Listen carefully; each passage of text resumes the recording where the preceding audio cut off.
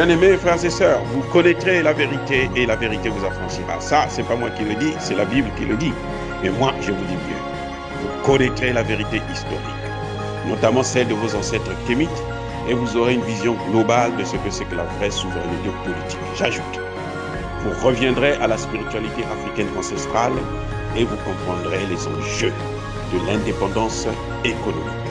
Et pour terminer, vous accepterez votre identité culturelle kémite et vous obtiendrez deux choses. La première, c'est la paix. La seconde, c'est le développement, à une condition.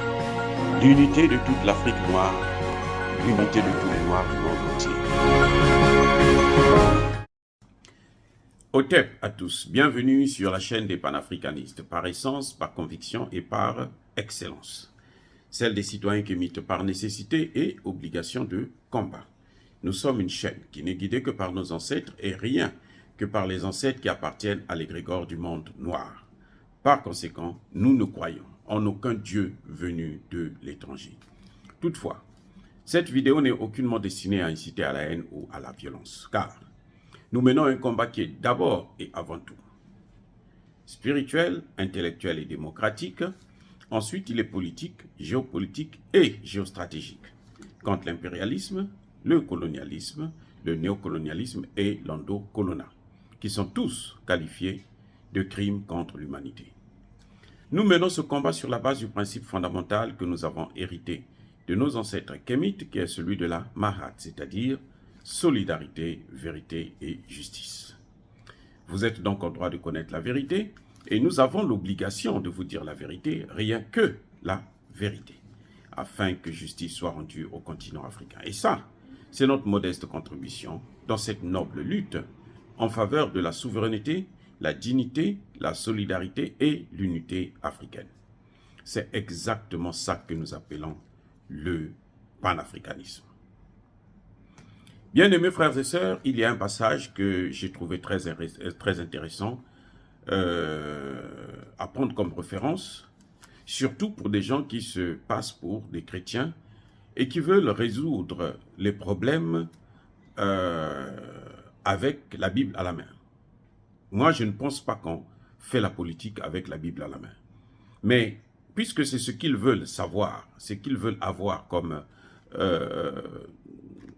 ligne de conduite, comme canevas, comme guide, alors on va prendre leur guide pour les confronter à cela. Et nous allons parler du Congo démocratique. Nous allons revenir encore sur le comportement, les agissements de Etienne Tshisekedi. Vous savez qu'il va bientôt recevoir encore le pape, qui viendra pour faire, comme d'habitude, son cinéma, endormir les gens. Et puis, bon, il repart avec rempli de l'argent. Il vient préserver tous les intérêts que le Vatican a dans la région. Parce que vous savez, Poutine ne veut pas le recevoir. Hein. Jusque-là, Poutine, il a demandé, il a sollicité à plusieurs reprises de rencontrer Poutine. Poutine a refusé. Eh oui, et ça, c'est une vérité que vous devrez savoir. Mais au Congo démocratique, il va pour aller calmer Tshisekedi, aller prier pour lui et le maudire encore plus, parce qu'il est déjà dedans. Mais écoutez ce que dit la Bible. Nous sommes dans Luc 14, verset 32. S'il se rend compte qu'il en est incapable, il lui enverra une délégation pendant que l'ennemi est encore loin pour négocier la paix avec lui. Il faut remplacer négocier là par concession, pour faire des concessions afin d'obtenir la paix. C'est ce qui s'applique à la situation de Tshisekedi. Les circonstances, c'est que ici dans la Bible, c'est le fameux Jésus qui parle à ses disciples, qui leur dit que si il y a un voisin qui veut vous faire la guerre, et si vous vous sentez incapable de faire la guerre, alors vous devrez négocier. C'est le cas de Tshisekedi, et c'est là où justement les Nations Unies, les puissances occidentales, les États-Unis, la France, le Canada, l'Allemagne, l'Angleterre, la Belgique ont amené Tshisekedi on veut l'amener devant le fait accompli, que non, mais le Rwanda est en train d'occuper le terrain. Il va prendre même tout le pays. Parce que là, tel que c'est parti, il va prendre tout le pays. Il y a des Rwandais qui rentrent par le Congo-Brazzaville avec des armes en plus. Donc, écoute, ils vont prendre le pays. Et je vous ai déjà dit que Tshisekedi, c'est un homme du mondialisme. C'est un mondialiste. Donc, il ne faut pas s'attendre à quoi que ce soit de la part de Tshisekedi. Eh oui. Je me suis rendu compte, vérification faite, c'est que ce n'est pas Tshisekedi qui a acheté les Sukhoi 25, les deux Sukhoi 25 là, qui circulaient autour de la frontière avec le Rwanda, et que le Rwanda, bien entendu, à juste titre, puisque ça ne sert à rien. Il a bombardé un, il a détruit. Ah oui. Ce n'est pas Tshisekedi. Tshisekedi n'a pas acheté des armes. Si Tshisekedi n'a pas acheté des armes, ça veut dire que Tshisekedi ne veut pas faire la guerre au Rwanda. Il veut seulement subir. Il veut être en défensive. Or, quand vous êtes en défensive, vous finirez par tomber. Vous voyez l'Ukraine, non? L'Ukraine est en défensive. Eh bien, on le massacre. C'est une évidence. Alors que Tshisekedi a les armes pour faire, les moyens, je veux dire, les ressources pour faire la guerre au Rwanda afin de régler ce problème définitivement. Mais Tshisekedi veut raisonner, il fait la politique, la Bible à la main. Il fait la politique du fait accompli. Il fait la politique de cheval de Troie. C'est-à-dire que les Occidentaux l'ont pris, l'ont placé là pour que lui, il puisse achever le travail. C'est pour ça qu'il ne veut pas faire la guerre. Il ne fait que distraire les Congolais. Il ne fait que distraire l'Afrique. Il va prendre des Kenyans, il va prendre des Ougandais pour venir faire la guerre au Rwanda. Alors que ce sont des alliés. C'est-à-dire que je ne comprends pas. C'est-à-dire que, vous savez, si la réflexion, ça va dans ce sens-là, de gauche à droite, chez Tshisekedi, ça va dans l'autre sens. C'est le monde à l'envers. Eh oui, Tshisekedi fait confiance à une force sous-régionale qui est en train de diviser son pays. C'est incroyable. Le Kenya est le premier pays, avant même que les Nations Unies demandent à Tshisekedi de négocier, le Kenya l'avait déjà demandé il y a quelques semaines, non, il faut que tu négocies avec Kagame. Et on ne négocie pas en position de faiblesse. Kagame ne cesse de prendre des villes. Il vient d'en prendre encore une là. Il y a 2-3 jours. Il ne cesse d'occuper des villes. Donc, Tshisekedi est en position de faiblesse. Négocier avec Kagame dans cette position, c'est faire des concessions à Kagame. C'est-à-dire, demander à Kagame, bon, toi, qu'est-ce que tu veux? Kagame dit, donne-moi Goma. Je veux occuper Goma. Il dit, bon, je te laisse Goma, mais ne viens plus vers, en dehors de Goma. C'est ça, la négociation. Le cas actuel du Congo démocratique face au Rwanda. La négociation, ça va amener à faire des concessions, et rien de plus. Mais il ne faut pas vous leurrer. C'est que si Kagame dit aujourd'hui que moi j'ai besoin seulement de Goma et puis je te laisse tranquille, il ment. Parce qu'on ne fait pas un pacte avec le diable. Si vous lui tendez la main, il va vous prendre toute la main. Et après, il va s'attaquer au reste du corps. Donc, si Tshisekedi fait des concessions aujourd'hui au Rwanda, demain, ils vont chercher à aller plus loin, y compris la capitale Kinshasa. Puisque je vous ai dit déjà, dans le début de cette vidéo, qu'il y a des Rwandais qui rentrent à Kinshasa par le Congo-Brazzaville, qui sont armés, avec la complicité, bien sûr, de certaines personnes des autorités congolaises. Donc, Tshisekedi est en train de mettre le Congo devant des faits accomplis. Tshisekedi est fier de vous dire que la Banque mondiale lui a donné 1 milliard 300 millions ou 500 millions. Ok, très bien. De dollars, hein. Qu'est-ce qu'il a fait avec? Pourquoi il n'a pas acheté des armes avec? Vous savez qu'est-ce qu'il a fait avec? C'est avec cet argent qu'il a augmenté le salaire des députés. Et comme les députés, eux, comme tout bon Congolais, hein, de Brazzaville ou de Kinshasa, tout bon Congolais, il suffit qu'il ait l'argent, le reste, c'est pas son problème. Vous pouvez prendre toute sa famille, faire ce que vous voulez d'elle, ce n'est pas un problème. Donc les députés se calment. Le président du Sénat, qui a été le premier à critiquer justement la présence de la MONUSCO, à juste titre d'ailleurs, et nous l'avons soutenu, aujourd'hui il s'est tué. Il s'est même rétracté, parce qu'on lui a donné l'argent. Et Tshisekedi promet aux entrepreneurs, non mais nous allons je vais faire de vous des milliardaires. Et tous, ils rêvent. Vous savez là où se trouve l'argent de Kinshasa, là, du Congo, la RDC. L'essentiel de la RDC se trouve là-bas, dans l'Est. Ce n'est pas pour rien que les Occidentaux ont choisi l'Est. Parce que c'est là-bas qu'il y a le coltan. C'est là-bas qu'il y a le lithium. C'est là-bas qu'il y a donc ces matières premières qui sont essentielles pour la fabrication des voitures électriques qui sont en train de devenir à la mode maintenant, ici aux États-Unis. C'est pour ça qu'ils ont choisi ça. Donc, Tshisekedi a amené les gens vers...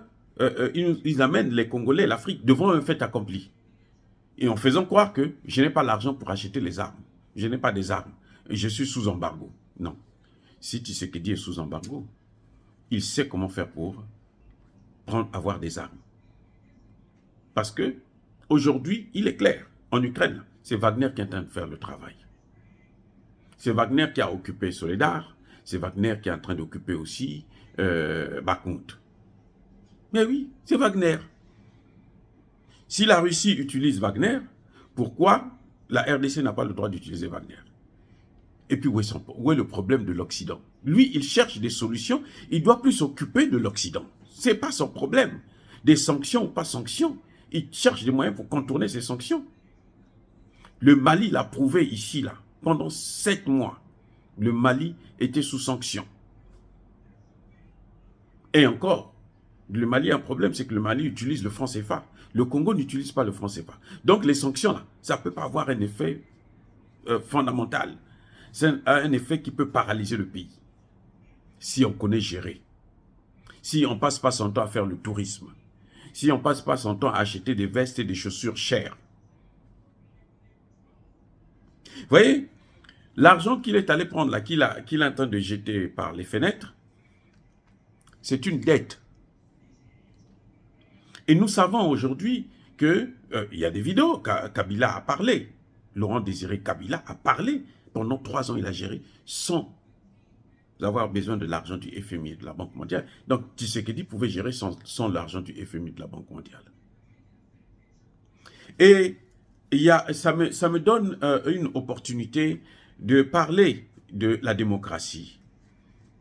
Les Africains jurent sur la démocratie. C'est comme si c'était les Africains qui avaient inventé la démocratie. Vous voulez la démocratie? Voilà la démocratie. Tshisekedi a été élu, non? C'est ça la démocratie. Merci. La démocratie occidentale. La démocratie est l'un des moyens les plus sophistiqués au monde qui permet aux puissances occidentales de s'ingérer non seulement dans nos affaires, mais aussi de contrôler nos ressources minières et nos ressources humaines. C'est à travers cette putain de démocratie que les puissances occidentales contrôlent nos dirigeants et puis nos matières premières. La prédation passe par la démocratie. C'est pour ça que vous voyez qu'ils sont toujours là, démocratie, démocratie, alors que chez eux-mêmes, il n'y a pas de démocratie. Jusqu'à preuve du contraire. Emmanuel Macron trimballe plusieurs casseroles devant lui, mais il a quand même été réélu. Vous avez Ursula von der Leyen, qui est une escrotte, une voleuse de haut niveau. Mais c'est elle qui prend les décisions. Elle n'a jamais été même élue. C'est elle qui prend les décisions essentielles actuellement au niveau européen, notamment dans la guerre contre l'Ukraine. Voilà, ce n'est pas la démocratie. Vous va parler de la démocratie. Ils ont la démocratie. Oh oui, il y a la démocratie. Il y a vraiment la démocratie puisque le peuple a pris d'assaut le Capitole. Ici, aux États-Unis, à Washington. Pareil, la même chose s'est produite encore là au Brésil, il n'y a pas longtemps. C'est ça la démocratie? C'est la démocratie qui vous développe? Voilà la démocratie. Et le pape, et Tshisekedi se prépare pour recevoir le pape qui viendra encore raconter, faire sa vie, alors qu'il est chassé là, en Russie. On ne veut pas le recevoir. Donc, je crois que les Congolais qui me suivent doivent comprendre aujourd'hui que notre problème, ce n'est pas la démocratie, mais notre problème, c'est des bons dirigeants, qu'ils soient élus ou pas. C'est des bons gestionnaires des affaires de l'État. Et que Tshisekedi a passé son temps en tant que mondialiste à nous endormir et maintenant, il veut nous faire avaler la pilule à travers des négociations. Le problème du Congo démocratique, c'est que Tshisekedi doit armer l'armée congolaise. Il doit armer les Congolais pour faire la guerre contre le Rwanda et les repousser, quitte à ce qu'ils aillent jusqu'à Kigali pour déloger Kagame. C'est tout. Car lorsqu'un train est fou, il faut enlever la tête pour qu'il s'arrête. Oh, bien-aimés frères et sœurs, dire cela, c'est inciter à la haine ou à la violence. Non. Nous voulons la paix au Congo démocratique. Nous ne voulons pas, parce que je veux vous garantir une chose. Tshisekedi va être en train de céder des terres, des villes à Kagame. C'est un génocide qui est en train de se préparer là. Parce que les Congolais, ils pourront attendre que ce soit 20 ans, 50 ans, 40 ans. Ils feront la guerre pour récupérer ce qui leur appartient. On a déjà vu ça. Vous savez où? Au Rwanda. Kagame avait quitté le Congo, plutôt le Rwanda, il était encore jeune. C'est 50 ans après qu'il est revenu pour prendre le pays. Et il y a eu quoi? Il y a eu génocide. Les mêmes causes produisent les mêmes effets. Encore une fois, je persiste et je signe. Soyez bénis par le Dieu des Kémites. Et que tous ceux qui persécutent le continent africain, tous ceux qui le pillent et le déstabilisent, qu'ils soient noirs ou qu'ils soient blancs, qu'ils soient foudroyés, neutralisés, maudits, punis par le Dieu des Kémites et par nos ancêtres angélisés. Vive l'Afrique éternelle. J'ai dit et j'assume.